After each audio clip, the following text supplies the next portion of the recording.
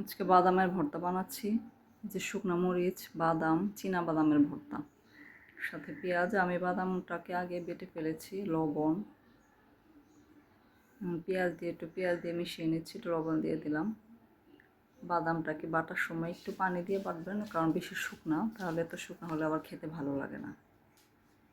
বাদামের ভর্তা খেতে খুবই মজা, গরম ভাত দিয়ে। অনেকদিন মাংস খেতে খেতে তো মুখ হয়ে গেছে, এখন একটু ভর্তা খেলে মুখের রুচি আবার ফিরে আসবে, ভালো লাগবে। তাই ভাবলাম একটু বাদামের ভর্তা বানাই।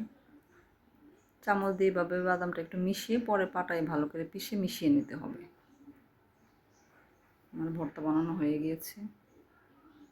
বাদামের ভর্তা খুবই সুস্বাদু এবং বাদাম প্রোটিন, বিভিন্নভাবে এটা খাওয়া যায়।